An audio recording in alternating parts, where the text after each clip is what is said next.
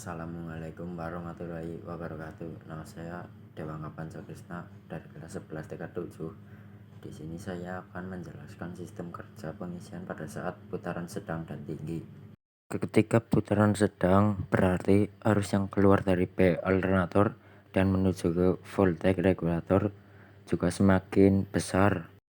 Dan lalu akibat dari hal tersebut, maka kemagnetan pada voltage regulator dapat menarik kontak P0. PL0 posisinya sudah nempel dari PL1, tapi posisinya di tengah-tengah karena putarannya sedang. Ketika kontak PL0 di tengah, maka aliran arus yang dari PL1 menuju ke PL0 dan ke rotor coil serta ke massa terputus. Dialihkan menuju ke resistor menuju terminal F berakhir ke massa. Akibat dari arus yang masuk ke rotor sudah diberi hambatan akan melewati hambatannya, maka arus listrik menuju ke rotor coil akan menjadi berkurang. Kurangnya arus listrik tersebut akan menyebabkan medan magnet pun juga berkurang. Putar di terminal B agak dikurangi ketika putarannya sudah sedang. Sistem pengisian saat putaran tinggi.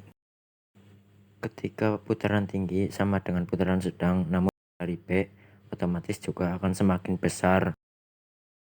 Ketika arus yang keluar dari terminal B besar, maka kemagnetan pada voltage regulator ini juga semakin besar. Ketika kemagnetannya besar, bisa kita perhatikan pada kontak P0 yang awalnya mengambang berubah menjadi menyatu PL2. Akibat PL0 menyatu dengan PL2, maka arus yang awalnya masuk ke rotor coil terhenti dan langsung menuju ke massa. Sehingga pada saat putaran tinggi, arus yang keluar dari P alternator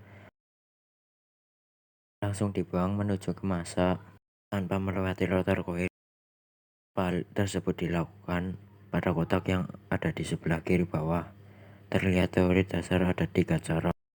Untuk memperbesar medan magnet, yang pertama, membuang inti besi pada gumparan tambah jumlah gumparan. Lalu yang ketiga, memperbesar arus yang mengalir pada gumparan. Konsep itu digunakan pada cara kerja sistem pengisian. Bila putaran masih rendah, maka arus yang keluar dari B itu masih kecil. Ketika putaran sedang, arus yang keluar dari B ini sudah mulai besar. Dan ketika putaran tinggi, arus yang keluar dari B ini juga tinggi. Apabila tidak ada proses pembatas arus listrik yang keluar, maka bisa terjadi proses overcharge atau pengisian yang berlebihan dan bisa masuk baterai. Karena itu, putaran pada rendah maupun sedang serta putaran tinggi, arus yang keluar dari B harus konstan untuk bisa keluar dari secara konstan. Maka yang diatur adalah kemagnetan pada rotor coil.